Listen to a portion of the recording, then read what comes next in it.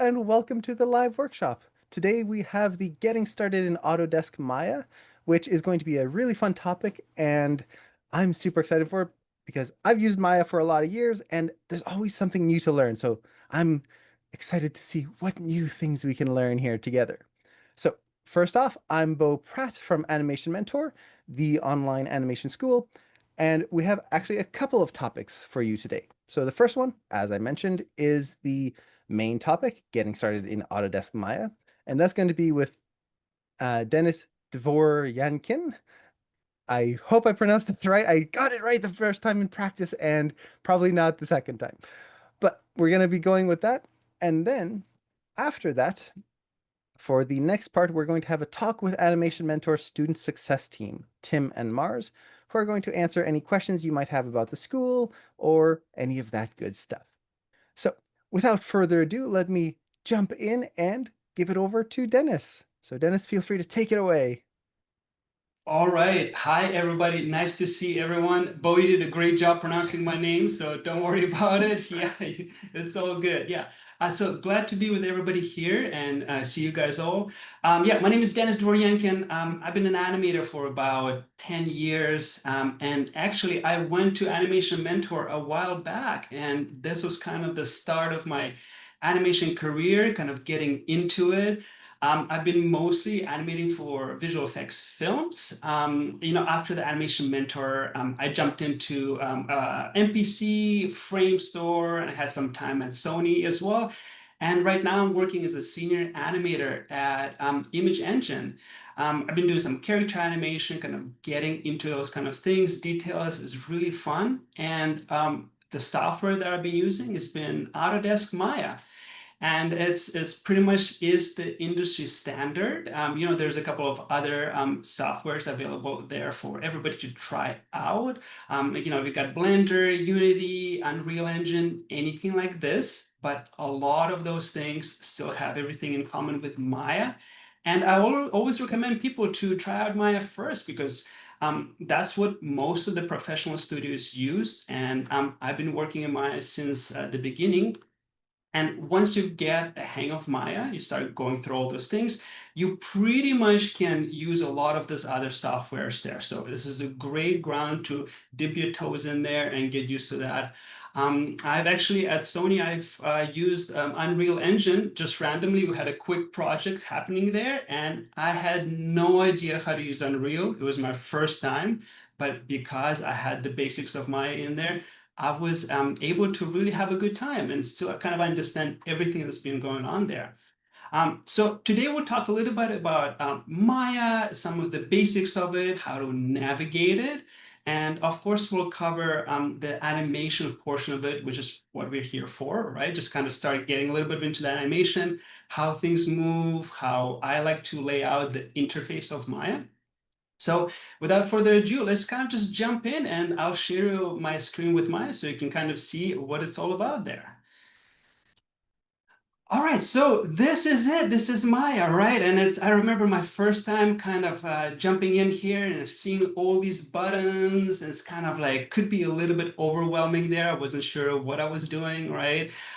So, don't worry about those kind of things. It could be a little bit intimidating. So no problem at all. And kind of the nice thing about Maya is that you don't have to learn everything about it. It covers a lot of different disciplines. There's modeling, lighting, rendering, but we're just really going to be focusing about animation.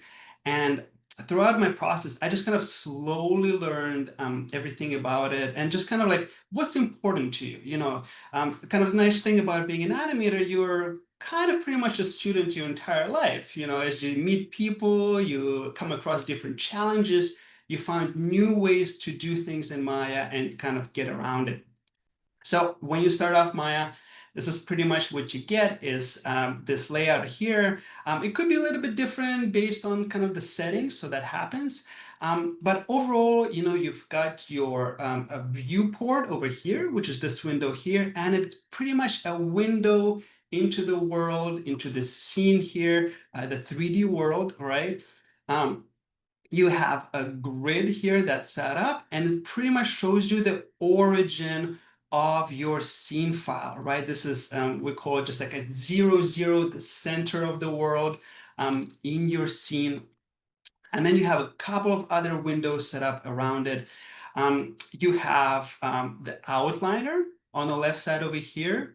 Sometimes it could be hidden. It could, if you press it right here, it's a little tab over here. It could be also in a different place, but overall it's positioned here on the left side there. And it gives you the list of the things in your file, in your world that you're currently working on. And here you might see there's already a couple of things present there. And those are just some of the cameras. Right now we're looking through the perspective camera. That's what it's called. And just kind of something that I use to navigate around the world and kind of just look at what I'm doing, just kind of seeing from different angles there. And you will also might have something what is called a shot camera. This is what the audience, you will see when you watch some kind of work or anything like this. On the right side, you have a channel box, which is right now empty. But if we create something, we can go under the create drop-down menu right over here, polygon cube, and right away we have a cube. You will notice your channel box gets populated. You might also notice that cube showed up in your outliner. And Maya tells me that, hey, you've got a cube in there. It gives it a generic name. You can go ahead and just rename it whatever you want. For this instance, I'm just going to go ahead and call it a cube. And as I'm moving in my world, there's a couple of small shortcuts that you can do. Zooming in and out, I'm just using an Alt, holding down the Alt key and using my right mouse button, just kind of having the zoom in. I can also rotate my camera by holding Alt and left mouse button. That gives me a bit of a rotation. And then if I use the middle mouse button, Alt middle mouse, holding it down, I can move my camera around. And lastly, if anything goes wrong, I can press F and it will kind of zoom me right in into whatever I have currently selected there. So for Maya, it a lot of times it's a software, right? So it needs some kind of data that you can use and talk to it. And this is where this channel box comes in, and you probably noticed there's translate XYZ, rotate XYZ, and scale as well, and visibility. And these are called channels. That's why this is called a channel box. And then what I can do is manipulate those channels, add some values, put in a value into it, right? And this way I can tell Maya exactly what I want to do. And this principle kind of works throughout the animation or just in general, any other discipline that you use. So for here, if I select my box and I click and I press W, I go into my move tool. There's a couple of different tools. There's a move tool, W. If you press E, that will be your rotation tool, which is responsible for rotating an object or anything you have selected. And there's also a scale tool used by, you can press R to get a scale of it. And let's say I'll go back to the move tool and I have these three arrows right here. There's the blue one, a green one, and the red one. And it corresponds to those 3D axes that Maya understands, right? So it's like translate X, translate Y, and translate Z. And same thing goes for rotation and scale. So if I have something selected there, I can go in, select the arrow that I want to move my object in the direction of. And let's say I go ahead and move, and right away you can tell that my translate X channel right there, it's starting to get numbers, right? So I'm talking to Maya through these numbers there, manipulating things in the viewport. And one side it goes positive, I can go to the other side, it goes negative. And same thing with the translate Z and translate Y, right? So because it is a three-dimensional world, this is how Maya understands things through those axes. I can also type in numbers here, right? So if I want to be super precise there, if I want to put in, let's say, 1 or -1, again, I can do that as well. I can always zero out those things, and that's going to bring it back to the origin where this object was created. It works in a very similar way for the rotation as well. So if I have my object selected there, and I can go ahead and start using the rotation Z axis over here, and you can tell that now, instead of translate channels, my rotational channels are getting adjusted, and I'm manipulating that in one axis, or I can go ahead and manipulate it in a different axis here too. Right, so it works exactly the same way for scaling. For scaling, I can actually use the middle one and I can scale everything together. And because this object, this cube, already came in at a certain scale, it starts at 1. And I can go ahead and adjust that based on whatever I want. If I want to make it a little bit longer this way or the other one, or again, all together, I can go ahead and do those kind of things. And you just notice right now, I just scaled everything to 0. It just shrunk, almost disappeared in there. So if you ever come across something like this and you're just suddenly it's gone, this is probably what happened there. You suddenly just scaled your object down all the way to origin at 0. So that is my channel box right there. And those tools are also, you might have noticed right here on my left side of the screen, as I'm going through my move tool, rotation tool, scale tool, pressing W, E, and R, it kind of gets selected right over here on the toolbox. I usually don't use that because, we've got the keyboard and I can go ahead and just press that in there, but it is there. And kind of a nice thing about Maya too, no matter what you're mousing over, you can always have a little bit of a pop-out window there that tells you what it is exactly. So if you ever get lost, you can get a little bit of a small reminder there. Oh, that's what it is there. What's kind of nice about the toolbox is that it actually gives you access to those tools settings. So if anything goes wrong with your tool, you can go ahead and double click that, and it's going to pop out this little window here with, in this case, it's a rotation tool setting box, and you can make some adjustments here based on how you want it to behave. Maybe there's certain scenarios you want it to be working one way or another. For rotation tool, I remember it used to be back in my day when I started working with Maya, there used to be a very common bug where instead of be able to rotate smoothly, suddenly your rotation tool would snap. Turns out it's a setting in the rotation tool, which right here is a step snap. You can go ahead and actually put in the value. And now instead of smooth rotation, it's going to snap something like this. So again, this is just one of the settings that you can use in your tools.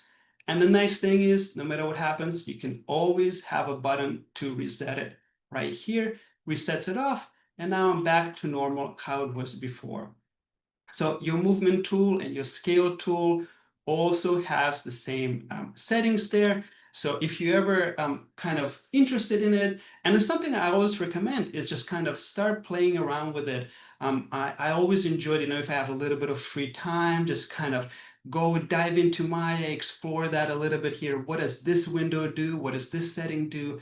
And what you start developing is your own workflow as well, something that might be useful for yourself and a certain way that you like to work in Maya. And with that too, when I'm kind of going in there and exploring Maya, also another thing I want to bring up right away is the help menu. Right over here in the top drop-down menu, you have your Autodesk Maya help that will take you right away to F1, and that's a shortcut for it. Take you some of the basic things, a giant pretty much tutorial selections of anything you can do in there if you ever get lost or if you have a question and you need a little bit of support. I always like to go and check this out as well. Another kind of interesting thing, there's always what's new. So Maya, Autodesk comes out with a new version of Maya quite often, and there could be new tools that they introduce into the software. So it's constantly evolving. It never stays in the past. There's new approach that you might be able to learn, and which is kind of nice because you always want to improve and learn all these new things. Occasionally, they move things around as well, and this is where find menu as well comes in handy and something I like to use. So for example, if you're looking for something and it's no longer there, or if you've heard about somebody say something and you forgot how to get there, for example, let's say cube, I can go ahead, type in cube, press enter, and it will give me ways to find this, so here for obviously we're looking for create, polygon, cube, and it tells you how to get there, what menus to kind of look for. And it's very helpful, especially at the beginning when I was kind of learning the basics of it. And maybe I wrote something down, an interesting term, but I forgot how to get to the window or find it. And this was very, very useful for me. So definitely don't overlook the help menu over here. This is very helpful when you're starting to learn Maya, getting into it, and kind of start getting used to things.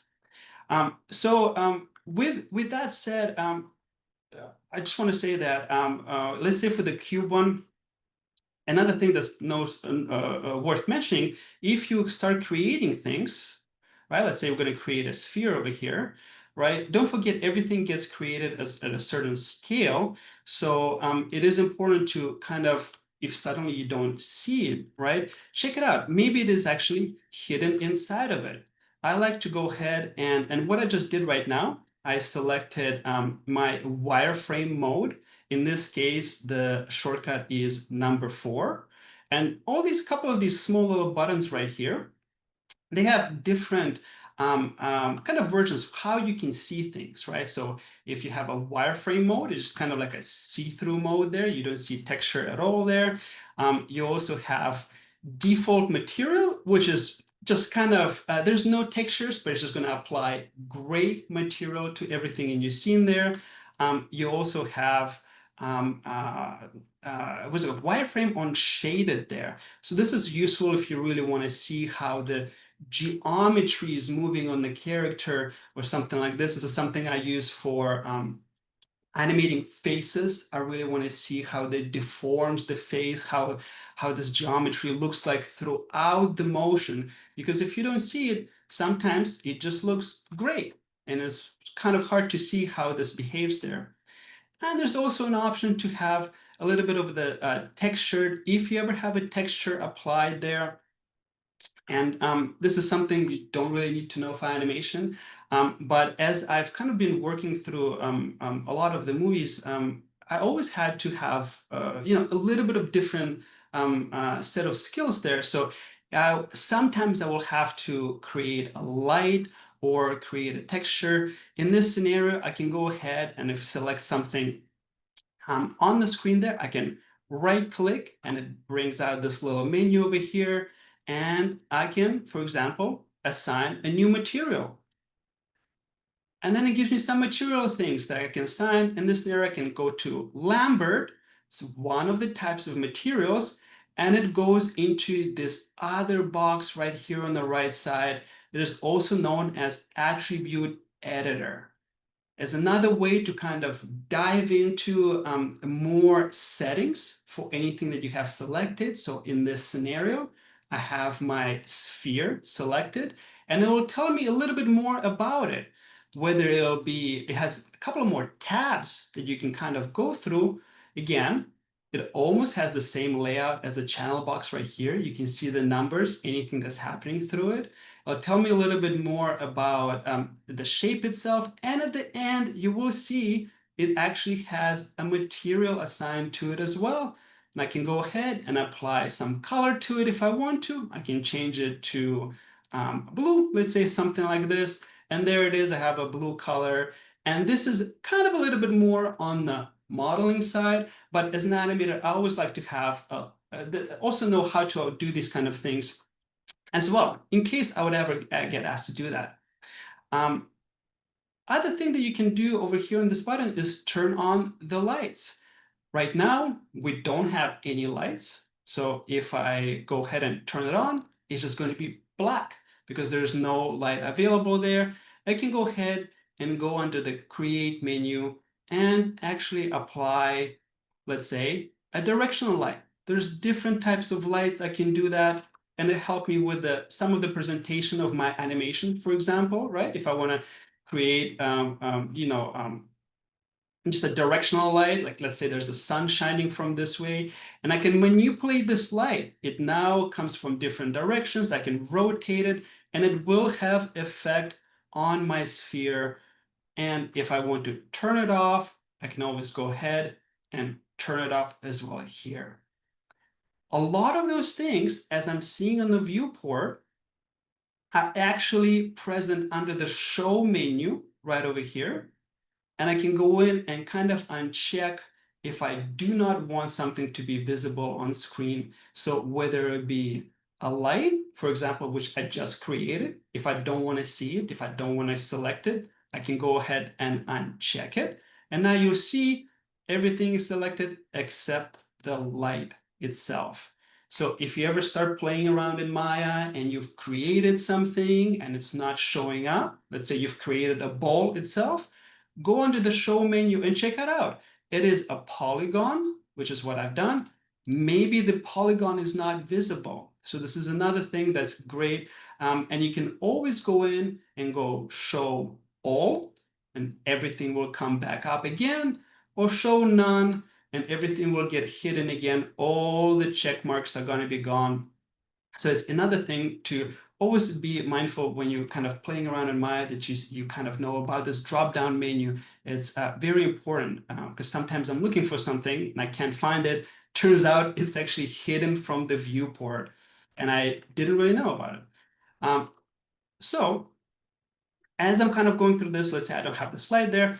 Another kind of a few other things that you will see on the screen here. You have this little bar right here. I can go ahead and actually adjust this, pull this up. And this is something you can do with a lot of these elements in your Maya. You can kind of make it bigger, make it smaller.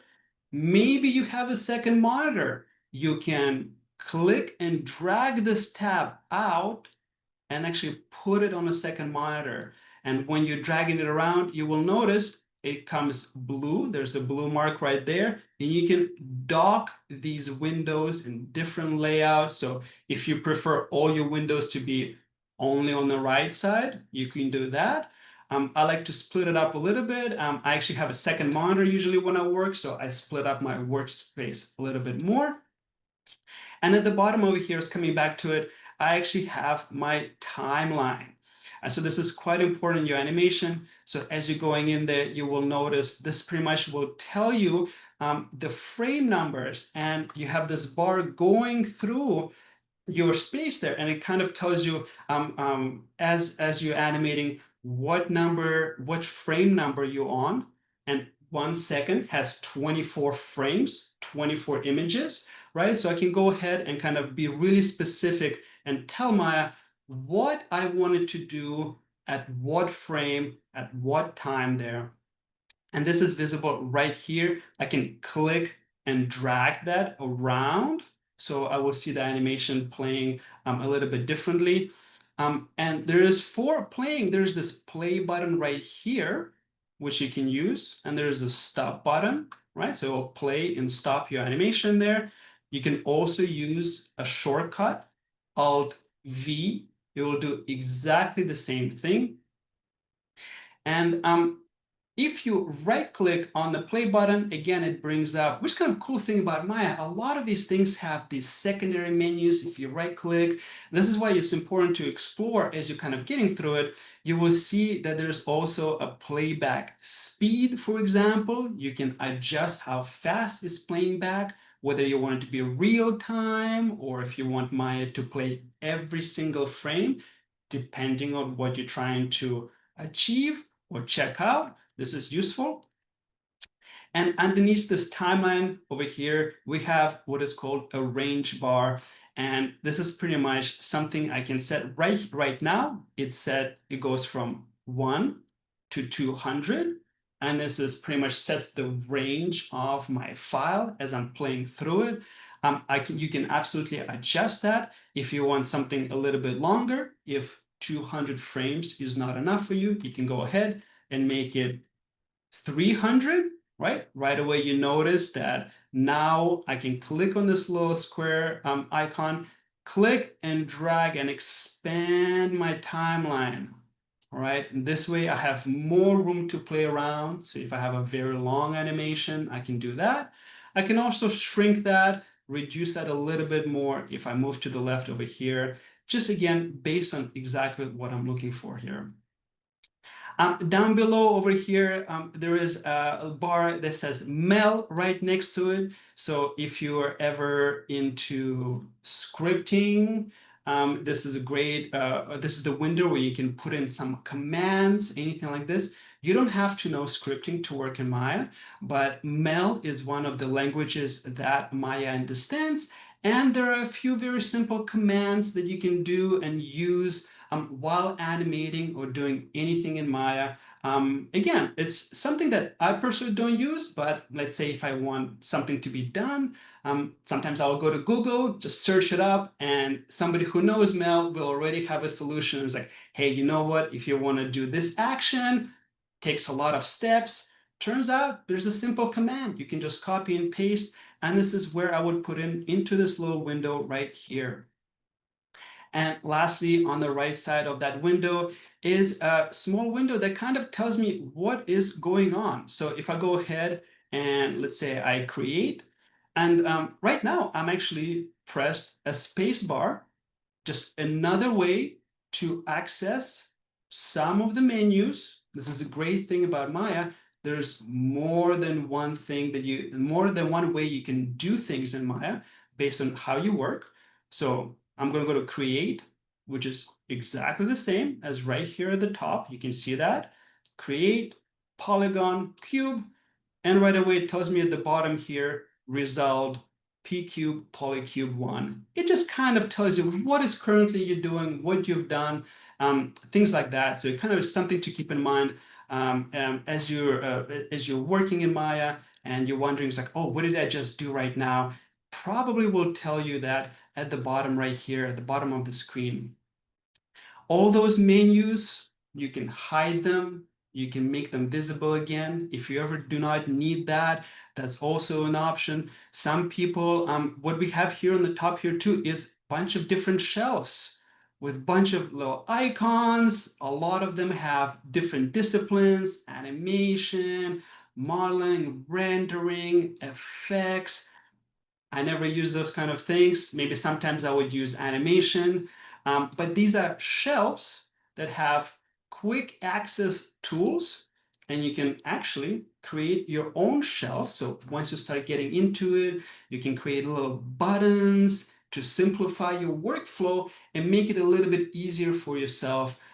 So again, highlighting the how customizable Maya is, and you can tailor it to how you want to work based on your needs at the current time, which is great. So if you ever don't need this shelf icon, sometimes people want to hide this, right? If you do not need the mail bar or even the timeline or anything like this, you can always hide those things and make your layout of the scene the way you want it to be. And one of the last things that I like to have as an animator, there is such things called the graph editor. And it is under Windows, Animation Editors, Graph Editor. And it pops out this little icon, this window here. I can go ahead and dock it at the bottom right here, just where it's comfortable. It's too big, no problem. I can drag that line down, scale it to the size that works for me, for my workspace there. And in here, this is where I can start working around with my animation values. And this is something I'll be using in my next step, kind of going through a simple bouncing ball, which is one of the exercises that most animators go through as the beginning of the journey, if not all the animators. And this is a very simple action that most of us try to learn when we start animating. But before I move on to this, and I wanted to see, Bo, if there's any questions in terms of the movement, navigating through some of the scenes, and just the Maya layout in general. We actually do have a couple of questions here, just on those specific topics. So the first one we have is the interface of Maya is super intimidating, which, yes, it definitely is. How much do you actually use, for example, while you're animating? You've got all of these buttons, all of these menus, the very top edge, there's like 60 different buttons there. How much do you actually have to be using on a day-to-day basis? Yeah, yeah, and it's very common. Trust me. First time I opened up Maya, I wasn't sure if I could do this. I was like, oh my God, this is going to take me forever to learn it, all these menus, how I'm going to remember everything. So don't worry about it. A lot of it is you really start from the basics, right? So a lot of these things, actually, there's a drop-down menu right here. And these are some of the disciplines that Maya can work with: modeling, rigging, animation. So the first things a lot of times I do is just switch on to the animation, and it actually sets some of these drop down menus to what I need. And trust me, you're not going to learn everything. You do not need to know to learn everything in Maya. But as you progress through learning animation, you will slowly learn one tool at a time. The biggest ones really for me is, like, for example, Windows, right? the I use most of the two things is the graph editor right here, which shows me how the animation is moving through space, what kind of values there are. And then I'm using Outliner, which is this window right here that tells me what is inside the scene there. So out of all those things there, and of course I could use my settings and preferences, but that's not really important when I'm animating there. So out of the entire drop-down menu, I'm using two things at the most of the time there.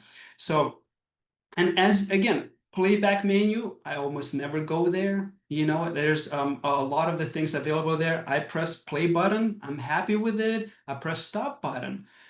Maybe there is, I would use next key, previous key, kind of jumping between frames, something like this.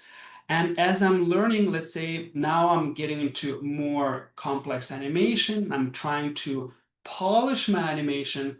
Now I'm realizing that, hey, there is a tool that can help you, for example, track arcs and see how your arm is moving over time. And then I will go and try to find that tool.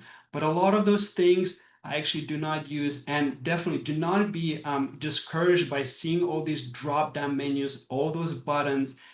In reality of things, you start with just the basics, what is just needed for you, and then you slowly over time you build on that. You do not need to learn everything at the same time.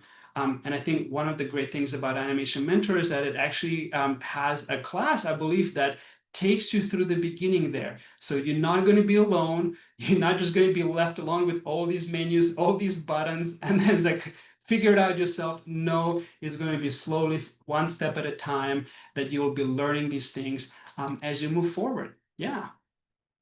That's awesome. Yeah, Maya is one of those programs where you could look at it and go, there's too much to learn, which I remember when my brother first learned Maya, he opened it up the first day, closed it, and then didn't open it up again for the next day. He had to decompress from just seeing the interface. But in the end, you really only need a few specific tools. And once you have those, your sailing and everything else can come later, which is really cool. And I apologize, I've got a cat that's using me as a jumping gym right now. Uh, Yeah. we have a second question here. Earlier, you mentioned cameras. How do they work with the viewport? Can you switch between them? And what's the best way to use the camera? For example, you mentioned a shot camera. Is that something we need to create ourselves? Yes, yeah. So the Maya, as you notice right here in the outliner right away, so these couple of cameras, they come default right away. So right now you can kind of tell this very small script, you probably maybe hard to see. It's called perspective camera. And this is my work camera. It's kind of like as I'm moving around, I can do check out different things from different angles there. But they also have top camera, front, and side camera. And I can actually go into the panels right here and switch between them. Actually, I can probably show all four right here. There's this little button right now, and it gives you a couple of different layouts that, again, you can customize however you want it. But this is the generic four camera layout. So right here, this is my perspective. Let me make this a little bit smaller so you don't have to see this. It's my perspective camera. This is top-down camera, exactly from the top. This is my front and my side camera. So these cameras are positioned at different angles, but those ones are directly flat, so you can actually see this. For the shot camera, yes, this is something that you will have to create yourself, or in a working environment, sometimes a layout department can create that for you. But as you're coming up, becoming an animator, you will have to do this yourself. And again, it's positioned under Create menu. And a lot of these menus, you can kind of start thinking like, hey, I need to create something. Maybe the first things I need to check it out is go under the create menu right here, and you will notice we have some polygons. This is how I've created the cubes. We have some lights that's how I created a light. And then down below we have a camera, and exactly right here I can select a camera and it will create that camera again at the origin. Let me get rid of this cube right here. And there's my camera, right? So I can look at it from the side over here in my perspective view. And as I'm looking through it, I can go in and down in any of these panels, right? So usually I would actually, quite often, I would have my layout for animation would be, I'll go into the panels, into layouts. And here, these are just generic ways you can lay out your scene. You can go ahead and let's do two panes side by side. So it's going to split my viewport right over here into two views. And I often like to have I go to panels, perspective. I like to have perspective on the right side. It's just a personal preference. And then let's say I'm going to put my camera, panels, perspective, camera one. And this is my camera. This is what I'm seeing through right now. And if you notice, this is in the perspective. As I'm moving my camera, you can see my camera is actually zooming in, zooming out. It's rotating. And now I can actually see what's going on inside my camera. So right here, and I can make this camera bigger if I want to. I can scale it, do something like this. Some of the studios, if you start working, different studios will have their kind of best practices. Sometimes they don't like to scale cameras, and you have a locator scale that kind of does a similar thing, so you can kind of see that. But right here, this would be my camera viewport. In the outliner, I can also see camera one. Most of the times, I would rename this. So let's say it would be my shot. I would double click on the name, shot, camera. And there it is. I'm trying to keep things nice and clean. This would be my shot camera. A lot of times you can animate this camera, again, using these attributes, the same way I moved my cube. I can rotate it, translate it. A lot of times you do not want to do this, and you can actually lock your camera by pressing this little button right here, lock camera. And now you notice that my channels went gray. And if you select my camera and I use any of the tools, they're now grayed out and I cannot move anything. I cannot rotate, translate. So if you ever come across the situation when you want to move something inside Maya and it doesn't seem to be working, check your channel box and see if these channels right here, they grayed out and maybe you've locked your camera. But this is how I would create a shot camera, which we'll be using actually for the bouncing ball so you can see as an audience what it looks like from the shot camera itself. Yeah. All right. So if unless there's any other questions, I'm gonna move on to the bouncing ball demo. So something that, like I mentioned, most of the animators end up doing sooner or later. This is the beginning. This is where you learn how the animation works with Maya. You start kind of manipulating things, moving it around in time, so you can see how things go. So I'm gonna go ahead and go to Create. I need a bouncing ball itself, polygon. Let's go with sphere. There it is. And I'm going to go ahead in the outliner, double click, just follow the ball, and we'll keep it simple for now. And let's say we have a grid there, but the grid is not really the ground. It just kind of tells you, so you can kind of see how things are in the origin. And I'm going to go ahead and create polygon plane as my ground right here. And it's very small. It's in there. It's behind the ball. You probably can't see it, but if I press 4, there it is. It's right there. So I need to go ahead and scale it by pressing R. Press R, and I can use my middle mouse, dragging it until it's big enough to however I want it to be. Pressing 5 brings back the textures so I can actually see and like experience it a little bit better. And let's say I do not want to see the grid right now.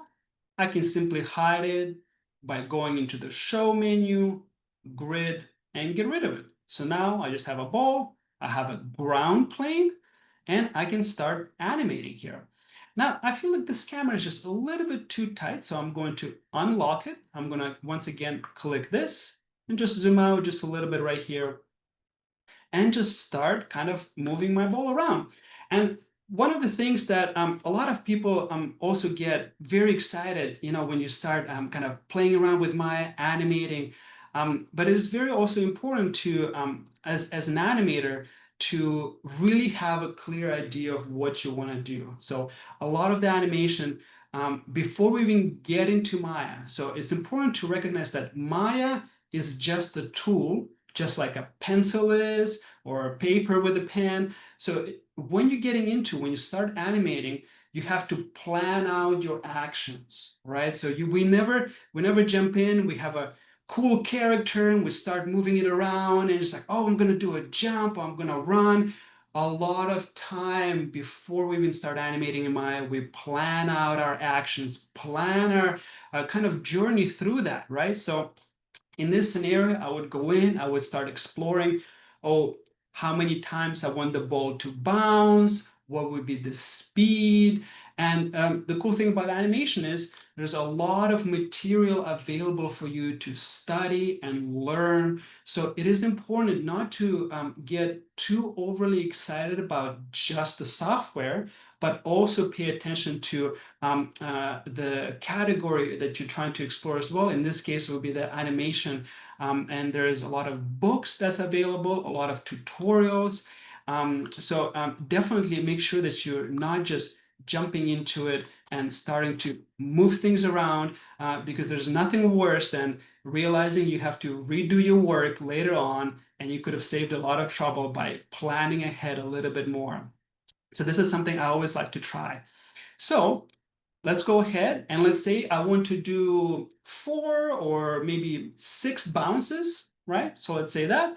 I'm go ahead and I'm just going to move my ball up just a little bit. I'll try to keep it nice and clean here. So I'll keep it at 1.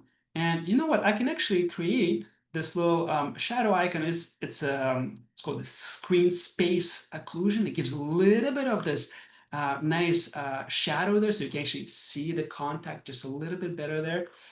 Um, so let's say I'm going to frame 1 and I'm going to go ahead.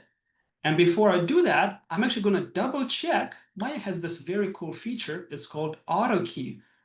A lot of times it's turned off. It's right here at the bottom. This plus sign with this arrow is kind of pointing around there. So when I mouse over, it says auto key toggle. I'm going to go ahead and click. And now I have this red icon. That means that anything I move now will have Maya will key these channels right here that I'm manipulating. So on frame one, I'm just going to go ahead and press S, and that captures the position of that ball at this frame for Maya. And now the Maya knows exactly where it needs to be.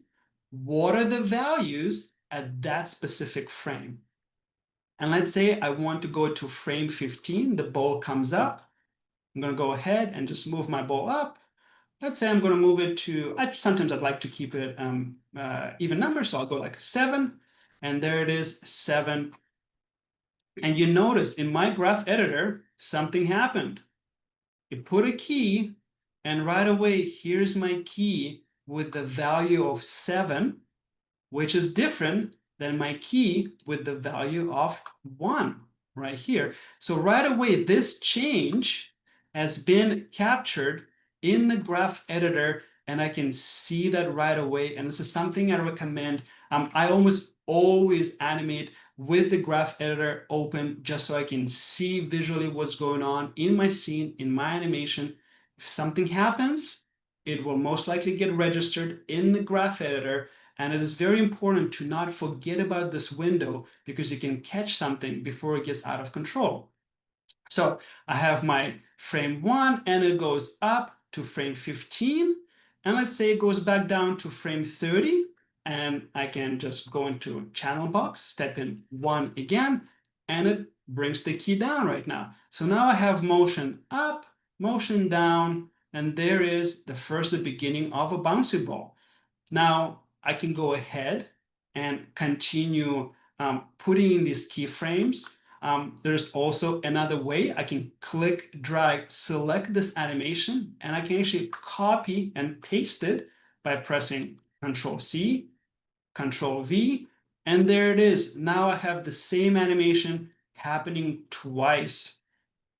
In the graph editor, similar movement keys as in the viewport, holding down Alt and then right click, I can move in and out like this. I can also move with the middle mouse, Alt middle mouse. I can move my graph editor around. And this gives me a little bit of a better view if I have a long piece of animation there, right? So you don't have to be zoomed in this entire time like this and wondering how do I get out. Alt, right key, and then middle mouse to move things around here.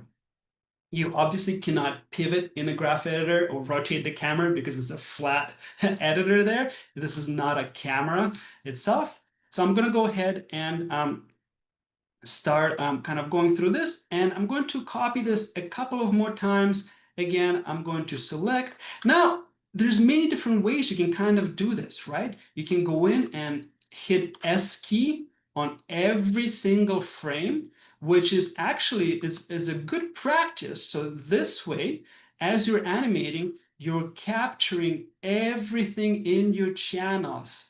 And for the animation, this first step is called blocking step, so to say. And then it is important. I personally like to do an S key to key everything, just so every single channel, as I'm going through here, you can see this list of all the channels, gets captured. Even if the value is 0 or I haven't moved it, I can still have that registered within Maya. So in case later on I adjust something, it doesn't start changing over time slowly. And a lot of times with Maya, you have to be very specific. You won't need to tell Maya, it's like, hey, right now I'm only moving object up and down. Make sure you're not making it bigger or smaller, right? So there's one way of doing it is keying all the channels and making sure that everything stays nice and clean.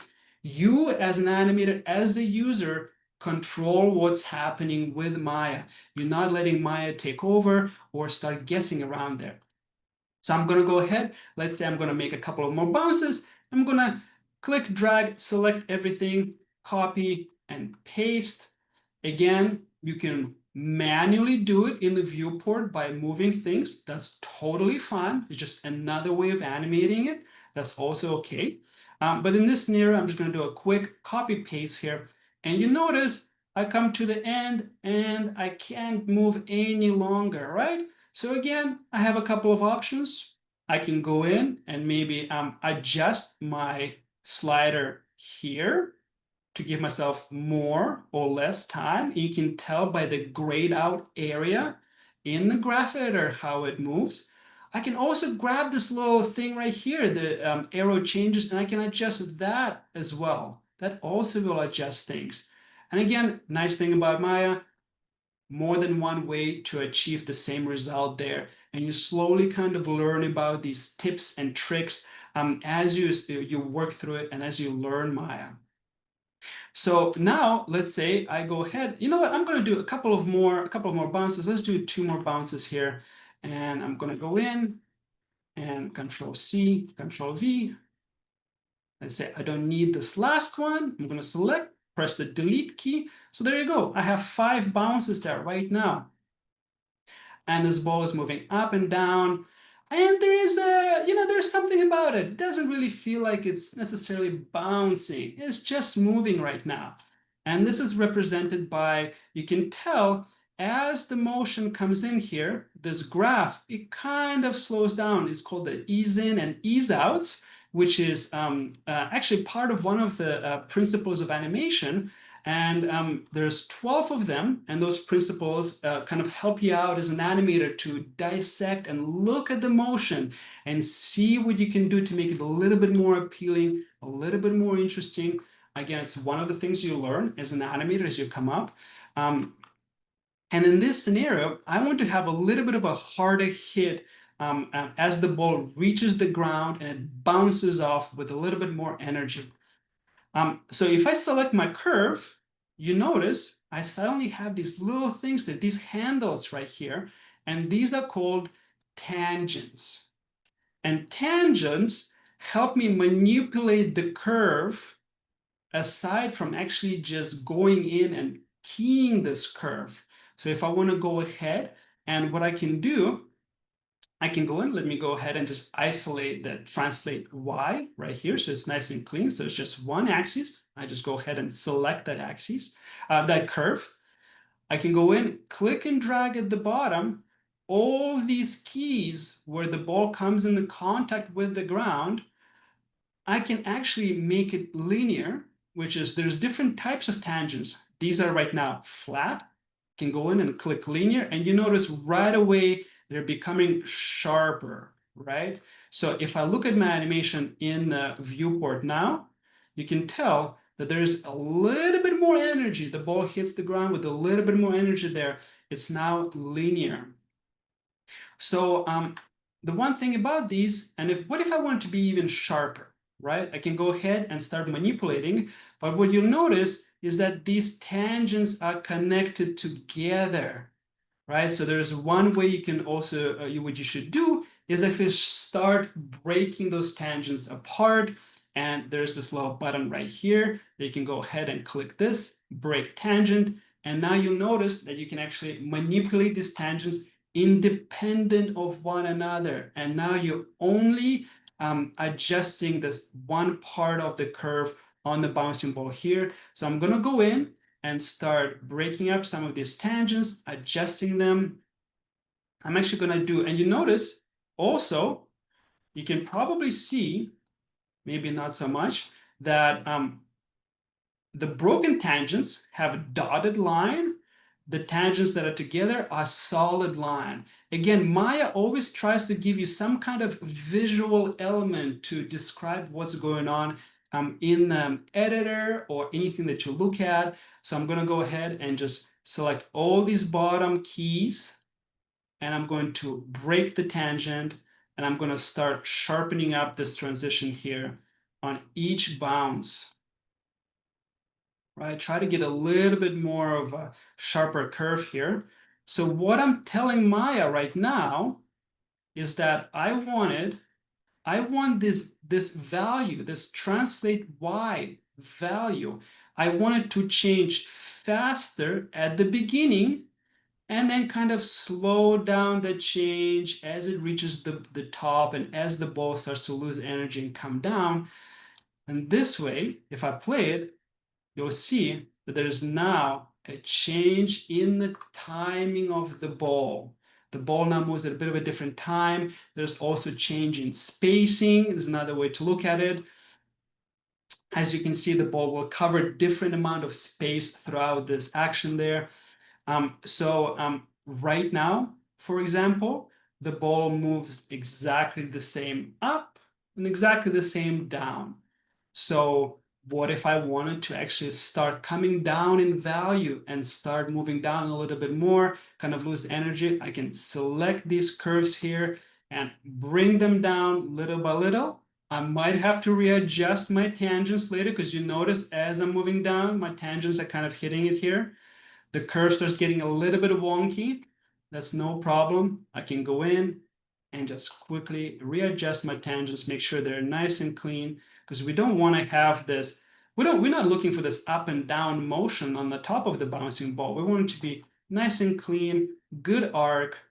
Again, it's a visual representation of how the value of these channels is changing over time. So there it is. So now, just by looking at the graph editor, I can tell that the value will be less and less and less as it bounces. I can go ahead and look at it this way. But one thing I notice, it almost becomes lighter and lighter because the amount of time the ball takes on the first bounce is exactly the same amount of time it does in the last bounce, but it travels a lot less. So this is where we as animators, we come in and we start looking at these things, we start adjusting timing a little bit more. So I've adjusted the value, the distance that the ball is going, and now I'm going to go ahead and adjust how fast the ball covers that distance. Now I have all these keys. Now I can go ahead and just continue working with one curve, translate Y, but remember, we've keyed all these other channels there. And I personally like to keep things as clean as possible. So when I'm working with an object, I'm going to go ahead and click, drag, select all my channels. Now everything is visible in the viewport here. And I'm going to start moving things, moving these keys, these yellow keys, a little bit around in space and maybe start holding down the shift key, middle mouse, I'm going to start changing the time, making the ball happen a little bit faster there. And I want to make sure that it still feels like it has enough energy, and I'm just slowly moving it down. And the last one will probably have the least amount of time here, right? So you notice the gaps between the keys becomes less and less and less horizontally, and that is my time. So horizontal value is time, and the vertical space is value of that transition. So now if I look at the ball there, it starts to feel a little bit better there. And if I'm still not happy, I can go in and continue adjusting, playing with timing, playing with my tangents here and there. And this is just part about being an animator. You try out different things, you see what works, what doesn't, and you slowly just kind of find that value, that motion that works best for you. And then you notice right here, there's no more keys, no more value change happens, and the ball just stops. And that is pretty much the beginning of the bouncing ball. And you can start massaging these curves, adjusting the timing, going back and forth and seeing what works best for you. But in essence, this is in a way how Maya starts seeing the animation through the change of values, and then it represents the change of values in the graphical form in the graph editor, so you can actually see what's going on. And in case you notice the ball is bouncing in one spot here, let me just kind of shrink this in here like that. So it bounces in one spot there. I could actually make my ball move in screen space as well. I can start introducing some lateral motion, for example. So I'm going to go ahead and select my translate X curve, And this is what is responsible for the ball moving side to side. And let's say I want the ball to start moving just from here, for example. I moved it over. I have my auto key turned on. The value has changed. Maya right away recognizes that the value has changed and it put in a key right over here in my translate X curve, right? And I can go ahead and let's say I wanted to move over at the very end. As it comes in here, I want it to cover, let's say this distance right here. And you notice that these keys did not change. And let's say I don't want them right now. I can go ahead and just press the delete key. It's going to get rid of it. And now we'll have this change throughout the time. You will notice it will start slow because I have a flat come up over here, and it will finish up slow. So it will look something like this. And now my ball is bouncing to the side. What if I want the ball to start pretty fast? So I will use the same principle as I've used in the bouncing up and down. I will start adjusting this curve. So I will try to do this faster change at the beginning and slower change towards the end. But I will apply it in Translate X. I can go ahead, select this key, select this tangent, which will affect the curve, and I can pull it up and have a little bit of a different behavior in that translate X. So now it will start faster, but it will slow down towards the end of my animation, and it will look something like this. So just by simply adjusting my curves in the graph editor, I can do some of these changes here. Now it all depends what you set out to do. Maybe that's what you wanted to do with your bouncing ball, maybe not. And this is where the planning stage at the very beginning, before you even start animating, comes in. You have to think about all these things: how many bounces, how fast, how high the ball goes up, and whether it's going to translate in space. And then when you start getting into Maya, you start looking at all these sections there and you start trying to play around with it.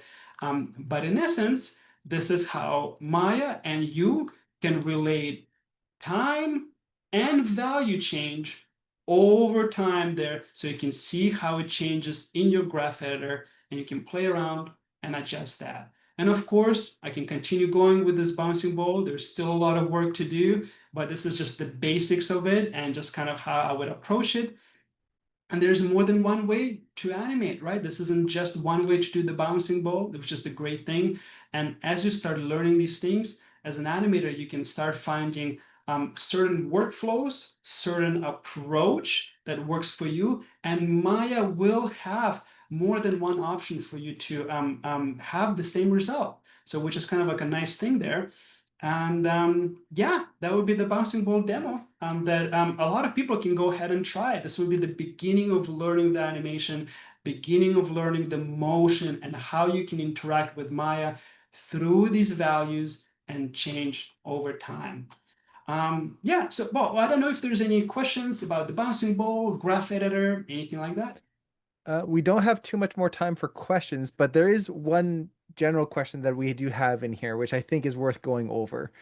So apologies for going a little over time, everyone. We're gonna get to it right away. So the overall question is, when you're animating and you're doing all of this stuff, what, and this is kind of a broad question, so we might have to bring it in a little bit. What are the areas that are the most important to focus on? So, for example, you're adding a lot of keys, you're working in the graph editor, you're looking at values in the channel box. There's a lot to look at. But at the end of the day, what is the most important thing? Like, as an animator, what do you care about?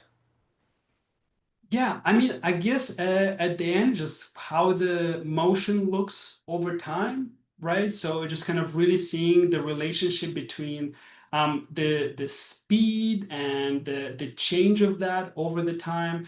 And this is where the 12 principles of animation come in handy, right? So I always try to think of them and kind of help me out, whether I'm trying to do a slow motion or fast motion. having a little bit more impact into it. Rhythm is important in your animation too. It's important not to make things look even and the same. That one of the biggest thing I struggled with when I'm animating was just kind of things maybe looked a little bit slow. But as you're animating, you're not just suddenly trying to cover all these areas at the same time. You start one step at a time, like just like I did here. I started with just biggest motion first, making sure the big changes work, and you kind of start breaking down little by little. I don't animate fingers on the first blocking pass of my character, and I think about the eyelash and like how the eyes look or anything like this. I think about a lot of times I would, if I'm animating a character, I would hide everything and I would only focus on the hips, the center of the body, make sure that works. Ask my supervisor if he's happy with it, right? So if I get some feedback, and I always try to not go too far with my animation, not go into details right away. It's almost like chiseling at a rock. You kind of start with big changes and you work your way down. So make sure you don't start adjusting all the small little details there, and you focus on the overall performance, how things move in camera, what's the speed of it, before you start diving into how the hand contacts the table, for example, right? Like it's important not to just focus on small things like that. So that would be the big things for me. Yeah. That's awesome. Well, thank you so much for taking the time to do this. This was fantastic. Like I said at the beginning, Maya is a program that I've used for many years, and I always love to see everyone's different workflow with it. There's, like you mentioned again at the beginning, there's always something more you can learn with it, and it is a really fun program to use once you get into it. So, thank you so much for taking the time to share this, for doing such a in-depth and comprehensive demo. It was fantastic. Now, for everyone here, there is going to be a second portion to this webinar with our sales, or sorry, not sales, our student support team. There you go, support, S words, who will be jumping in here to help support all of you and give any answers to the questions you have. But once again, Dennis, thank you so much for taking the time to jump in, for helping out with all of this intro to Maya. And yeah, so Mars and Tim, do you want to jump in and take over? Yeah. Thanks so much, guys. It's been a pleasure. Yeah. Thank you Yeah. so much, Dennis. Thanks so much, Dennis. Thank you. Well, cool. How was that, everyone? Did you enjoy that? That's a lot. I mean, it's a lot to unpack, Right. that's for sure. So just yet another awesome workshop that we had. So there's a lot going on with his, plus a bunch of others that we've got that we've had in the past. I mean, there's a lot of information to know about Maya Yeah, that we definitely. offer in this sort of platform, but there's so much more to Maya that people haven't even, the layers of the onion have not been peeled yet. Right. Um, Yeah, and I for think the sure. Maya course that we offer definitely will help for people to sort of unpeel that Maya onion, you know what I mean? And even then, it's still not going to be like all of it, Right, So totally. very cool. But yeah, I think, and that's, that brings up a good point because Maya is so massive. You could do so many different things with it. Yeah. I think that's where it does become overwhelming. But in our 6-week Maya animation course, which you might have seen in the chat there, we're offering a special discount code for that. That course, what's really cool about it is it distills down what are the specific tools you need to know to animate characters. So I think that's what's really cool. You don't do a ton of modeling or rigging or lighting or visual effects. And yeah, you can do all of those things with Maya, but if you really want to get some characters moving across the screen, start off with that course. That's a really great class to start off with. And there it is. Yeah. There's that promo code right there. Yeah.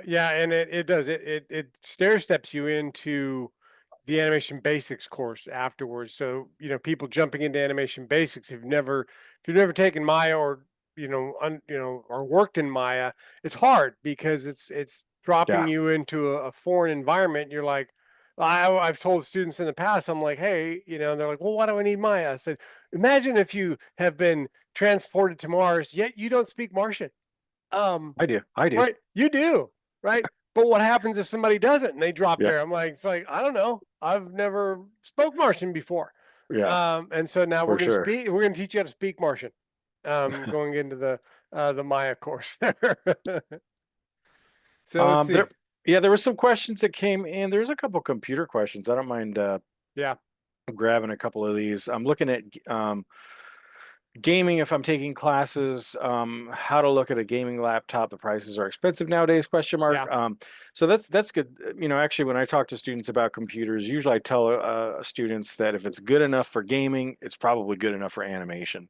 They've got great graphics cards, and that's really what's going to be key. If you really want to know what to get, I mean, it's hard to say. I'm not going to be able to give you any brands or prices because there's so many so many options out there. But I would go, search for system requirements for Maya on Google and match up your laptop to that. And the other thing is, I wouldn't necessarily go with the minimum requirements. If it's in your budget and you can go a little bit higher than the minimum, that's going to really prolong the life of your computer. But looking at graphics cards, that's going to be really important, having a dedicated graphics card. And then RAM is going to be important as well, having a good amount of RAM. I would say at least 16 gigs. Yeah, I just sent him a thread that actually Cam sent me earlier in the week. Cameron, I had asked him, Bo's brother, if you don't know, sent me I a do know. link. Right, sent me a link because I had somebody asking about their computer because their Legion 7 had just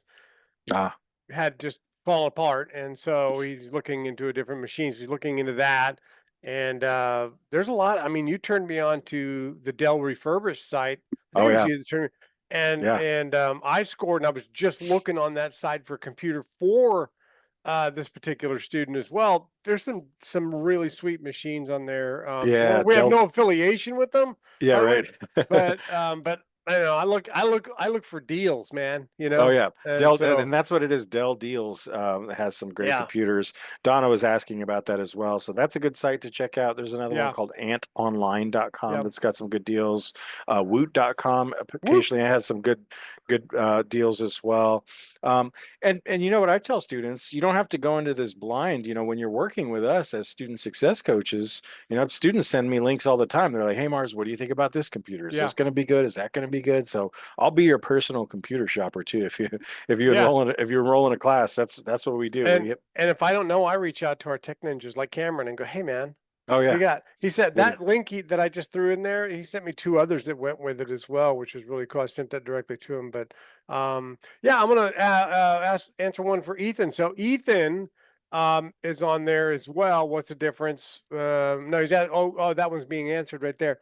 The one below that. Yeah, we will only use Maya if we sign up for the course. Yeah, I'm actually chatting with Ethan outside of this as well. So Ethan, Oh, cool. went to our support ticket system and threw in a ticket, and then actually applied for our winter term Oh, perfect. of animation basics. So he's Nice. applied for our winter 26 term. I believe he was mainly interested in. He was asking about 3D animation, so that was going to be the obvious choice for him. And Yeah. so we're going to talk about the Maya course. I just sent him a message while the webinar was going on Oh, to nice. say, Nice. hey, let's schedule an appointment. But that's kind of what we do. So Ethan and I'll be continuing on. But yes, Ethan, you're going to be running Maya through this whole thing, not just in like the Maya course, but if you're going through animation basics, body mechanics, all the acting courses and stuff like that, cartoony, you're Mhm. going to be using Maya throughout all of those courses for sure. Yeah, absolutely. Um, Cool. Yeah, and Tim mentioned this before, but just to reiterate, Maya is included with our 3D courses, Yeah. so that is a really nice benefit. I was just I took a phone call during the webinar too. We had a call come in, and there was a mom looking for classes for her son, and she's like, "Well, is Maya going to be the only option? That's really expensive." I was like, "Yeah, they just up the price to $6,000 for a 3-year subscription. It's Yeah. it's expensive." So, lots of students, sometimes they get a little bit shy away from Maya because they're like, I can't afford, $6,000 for a 3-year subscription.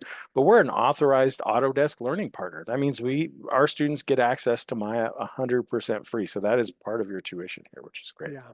Yeah.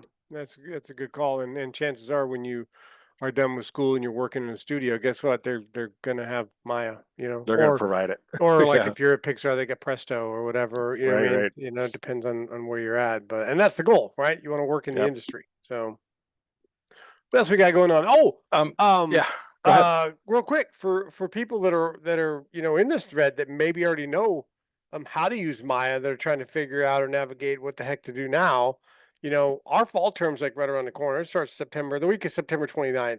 Less than So, 2 weeks away. and it's not just animation basics, it's starting that day, but it's like body mechanics, advanced body mechanics, the 2 character acting courses, feature animation with acting and polished shots in Yes. there, and cartoony and creatures. And I mean, everything that we offer is being taught that particular term. So it's all starting then. And so Yep. if you're somebody that's interested in doing this stuff, or maybe you even have a demo reel Yeah. that you want to have reviewed to see if you could get placed into a higher class, apply to the school with your reel. We'll send that thing to one of our mentors and they'll review it and then come back with some great feedback notes to show you what works, what doesn't work, how to fix it, and then which class you're going to be best suited to start off with. And then Mars and I just reach out to you and go, hey, looks like Yep. you're approved to start off here. Let's take a dive in through Zoom and let's actually take a look at some student work so you can see what you're getting yourself into. And I'm doing a lot of hand movements right now. You are. You're very animated. I am. If you will.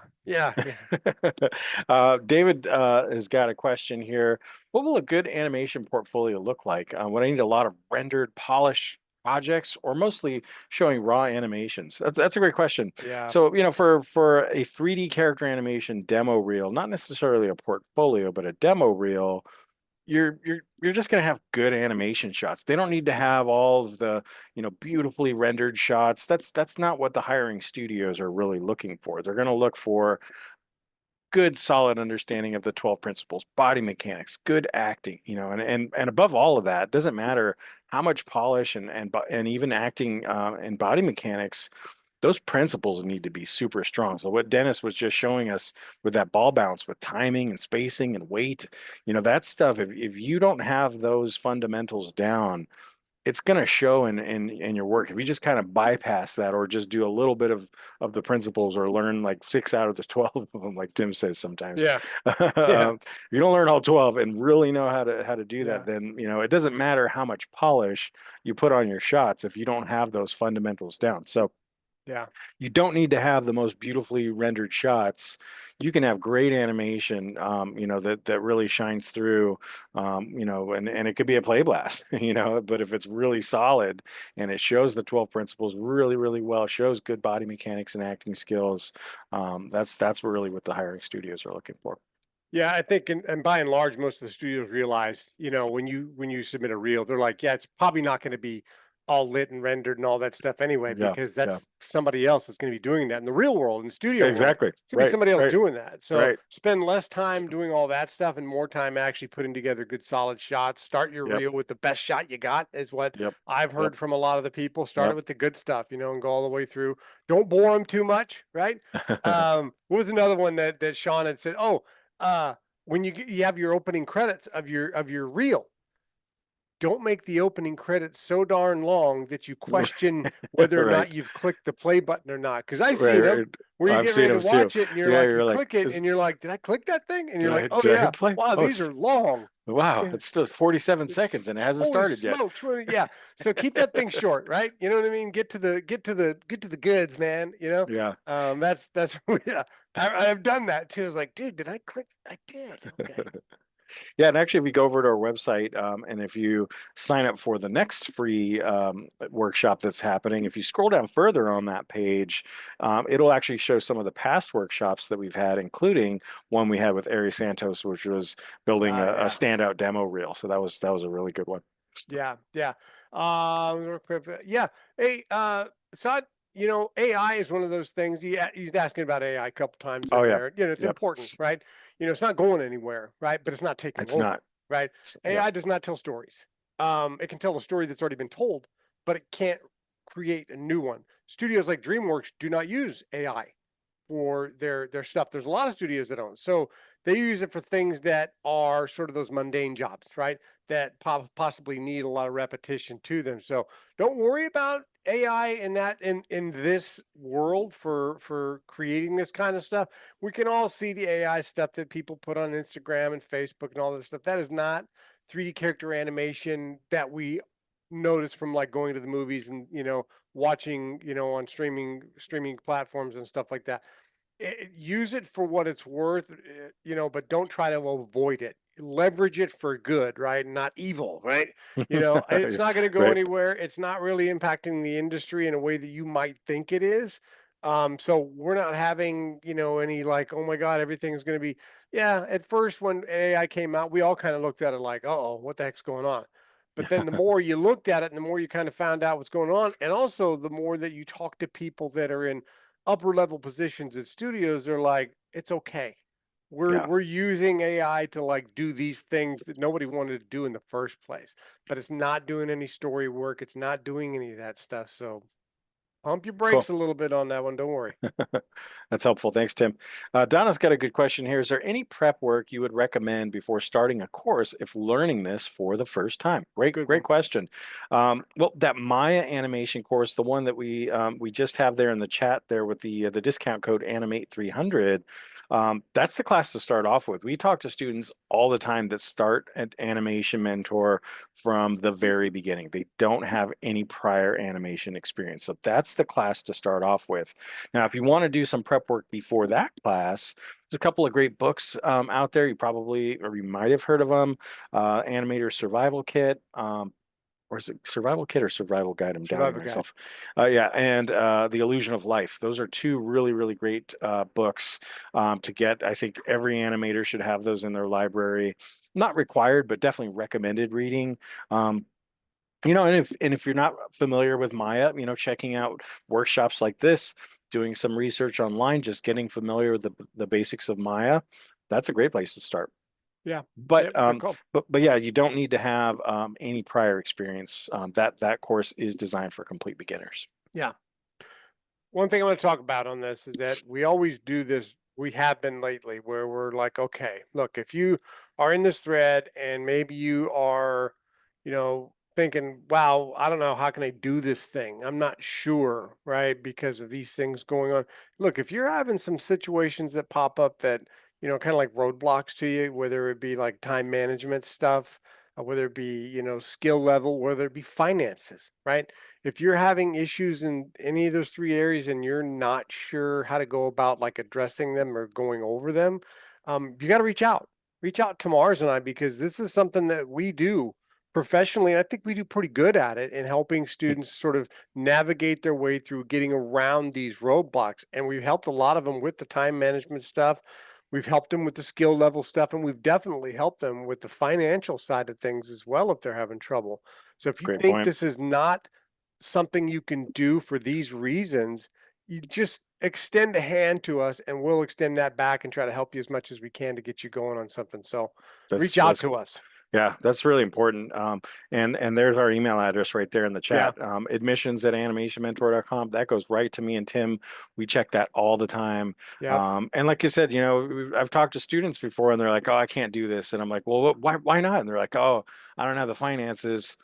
Man, it really is worth, having a 10, 20-minute conversation to find out what your situation is like and see if we could do something to help. Yeah.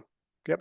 Oscar's got a good question here. How stable is the animation career as a job? Is it more a gig-based job? I'm currently in the IT area and thinking of making the jump to the entertainment area. Great question.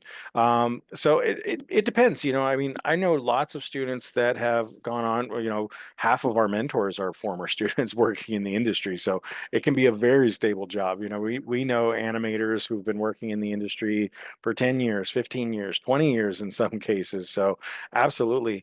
And then, there is, there are a lot of jobs that are a little bit more freelance or project based. So there are those types of jobs as well. So I think it's kind of a mix. We take a look at the job boards here at Animation Mentor quite often, and it's a mix. There's full-time positions, there's project-based stuff, there's freelance work. So it kind of depends on what you're going for.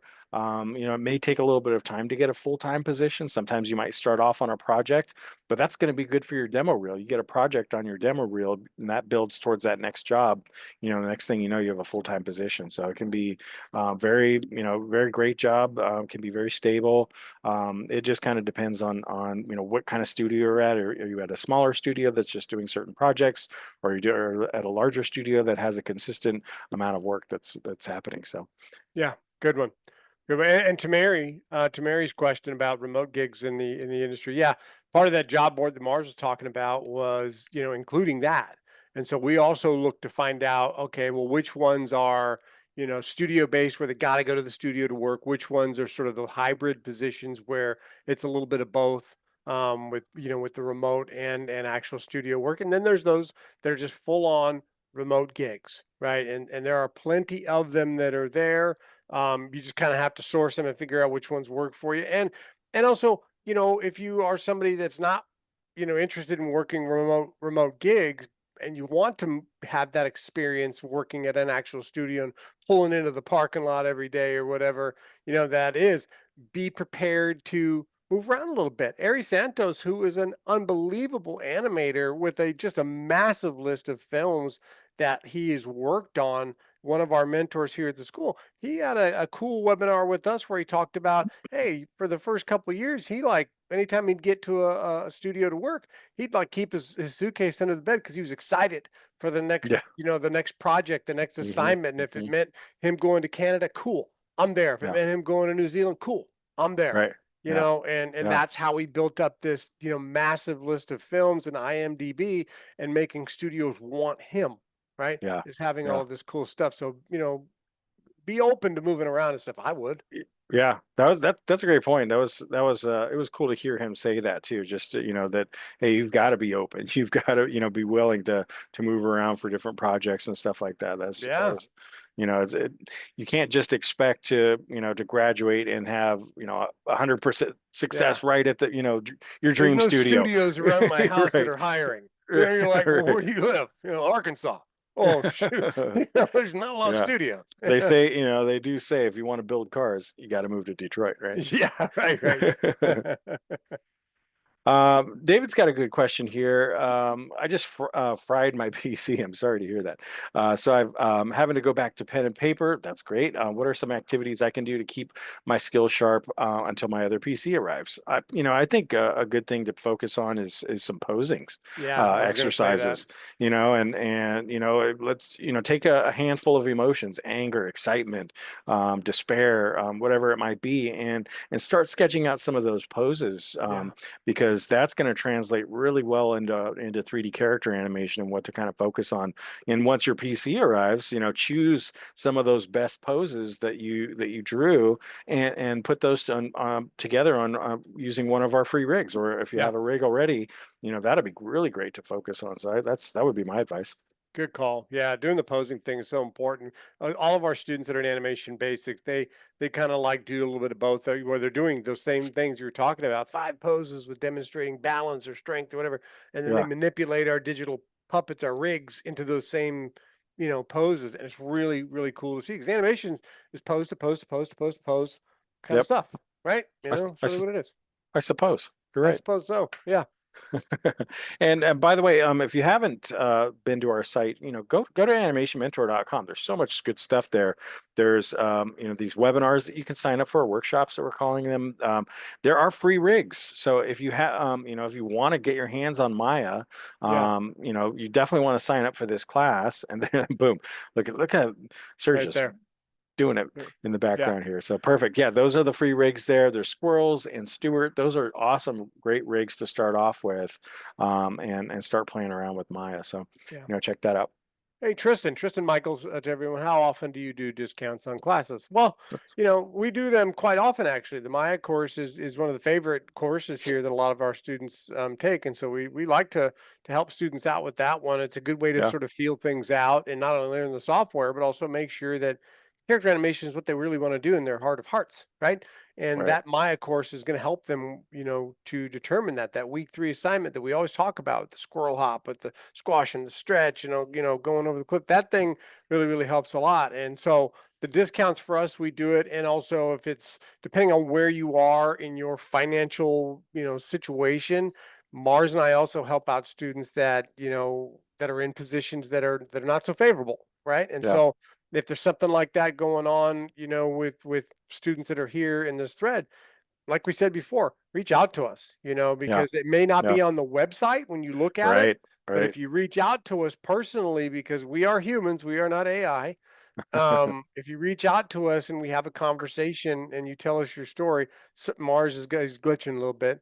And if you he's popping and locking for us, old school pop, lock and drop.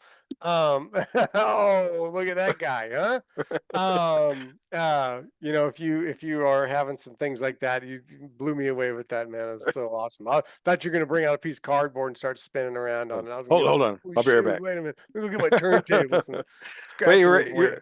you're right. So I didn't mean to throw you off. But No, yeah, but yeah, that's what I tell students all the time. yeah, Is like, hey, you know what? Talk to us before you sign up because sometimes we do have some yeah. discounts and things If like you that don't that see it may on not the be on. website, doesn't Yeah, mean it doesn't exist. It yeah, just means you need to reach out to one of us and ask us, "Hey, dude, what do you yeah. got?" What do you You could even use got? those words. Hey, dude, what you got? Well, cool. Well, thank you guys so much for hanging out with us. Nice to see that there's still some folks here. We didn't completely clear out the room. Yeah, And check out that Maya course. That promo code is super special. It's only going to last until Sunday the 28th, so less than yeah. 2 weeks away. That much of a discount I don't see very often actually. So No, that's so huge. that that's going to be a pretty good deal. I definitely take advantage of that. What better way to get started Maya and have mentorship from a pro animator and get a really great discount. There it is one more time too. So check that out. Blow. I appreciate you wearing a collared shirt, Bo. Makes Oh, me feel a thank you. bit dirtbaggish, but I love your collar. It was to protect myself from my cat, honestly. Oh, She was okay, all crawling right, on man. my shoulders, and I one gotcha. layer is not enough. Well, Makai thank you, jumping in. Mars and Tim, Sure. for jumping in, answering all those questions, and helping out. It's always a pleasure to see the both of you. And It's thank you, our everyone, for pleasure. attending, for asking all the questions, and for hanging out. Hopefully, we'll see you around. And until then, take care and best of luck. Bye, guys. Bye.